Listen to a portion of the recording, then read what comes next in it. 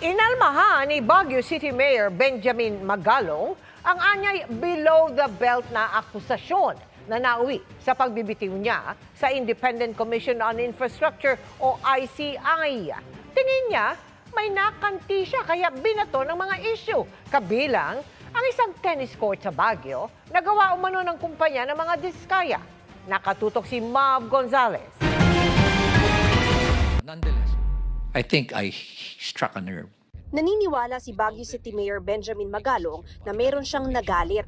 Kaya kung ano-ano raw ang ibinato sa kanyang maikling panunungkulan bilang Special Advisor at Investigator ng Independent Commission for Infrastructure o ICI. Sinabi ito ni Magalong nang magsilbi siyang resource person sa pagdinig ng Senado. Tinabi na may conflict naman ako being the mayor and at the same time being a member of the ICI. Then suddenly, here comes a below-the-belt naman na accusation. Na ay dahil merong project si Diskaya doon at maanumalyang tennis court. Ay, sobra na yan. Kung bulok ba ako, lalabanan ko yung mga very powerful na tao dyan. Tinutukoy rito ni Magalong ang press con ni PCO Yusek Claire Castro noong September 26 kung saan sinabi ni Castro na hindi itinalaga si Magalong para mag-imbestiga para sa ICI at ayaw aniya ng Pangulo mapabayaan ni Magalong ang trabaho niya bilang mayor. Binanggit din ni Castro ang posible aniyang conflict of interest dahil sa isang tennis court sa Baguio City na ipinatayo ng isa sa mga kumpanyang pag-aari ng mag-asawang Diskaya na sangkot sa mga maanumalyang proyekto ng gobyerno. I believe I struck a nerve or several nerves na they panic at kaya ganun ngayon nangyari. Sinabi rin Magalong na dumaan sa bukas at transparent na bidding ang naturang tennis court project noong 2022 at hindi pa raw ito fully paid. Sa ambush interview matapos dumalo sa pagdinig, tumanggi si Magalong i-detalye kung sino ang nasa likod ng aniyay below-the-belt na atake. Mararamdaman mo talaga na anomalya rin yung pagkandak mo ng press con na yan. And probably she's taking orders from someone else na hindi ko alam. Ano kaya yun sa...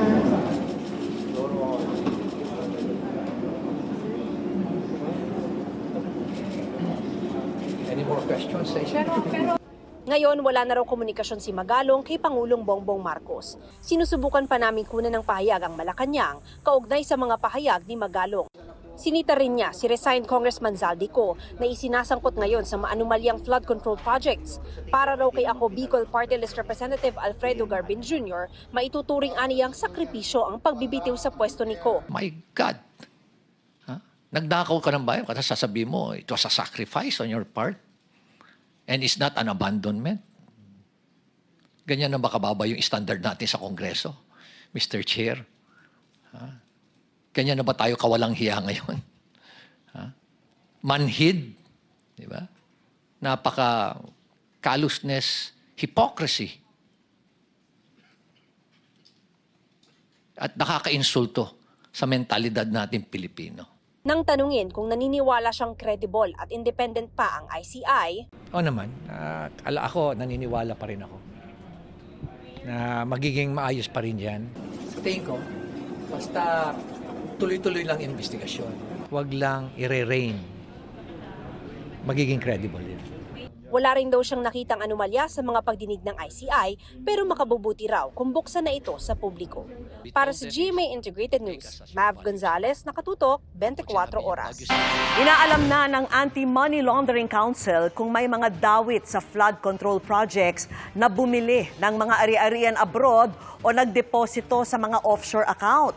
At kung may napatunayan, pwede umanong hilingin na i-freeze ang mga ito. Nakatutok si Maki Pulido.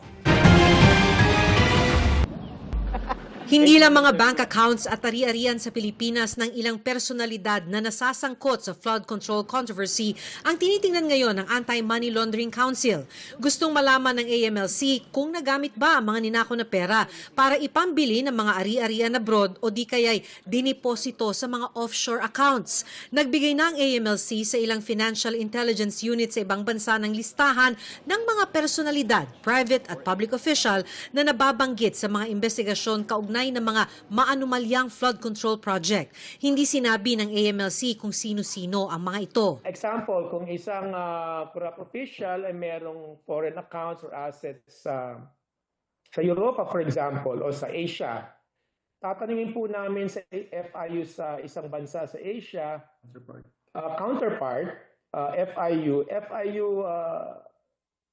pwede niyo bang malaman kung ano mga financial transactions, kung ano mga assets, bank accounts ng taong ito? Kung may matumbok ng mga ari-arian o bank deposit, maaaring i-request ng AMLC na i-freeze ang mga ito. Pag na-freeze na po yung asset, gagamitin po natin ang mekanismo ng mutual legal assistance wherein we will request or also our counterpart to file a civil forfeiture case dun sa bansang yon. Ang tawag po dyan may asset recovery system. Sa Pilipinas, umabot na sa 1,563 bank accounts, 54 insurance policies, 154 na mga sasakyan, 30 properties at 12 e-wallet ang napafreeze ng AMLC.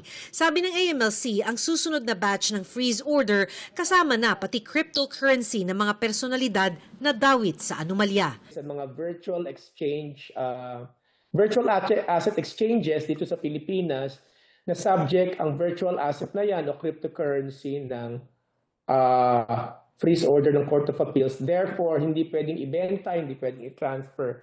Para sa GMA Integrated News, Maki Pulido, nakatutok, 24 oras.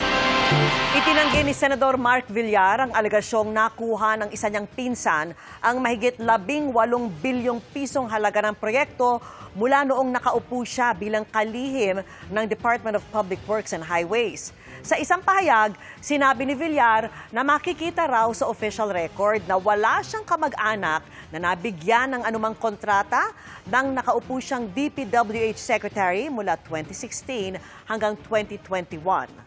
Wala rin daw siyang pagmamay-ari na anumang kumpanyang sumasali sa mga proyekto ng departamento.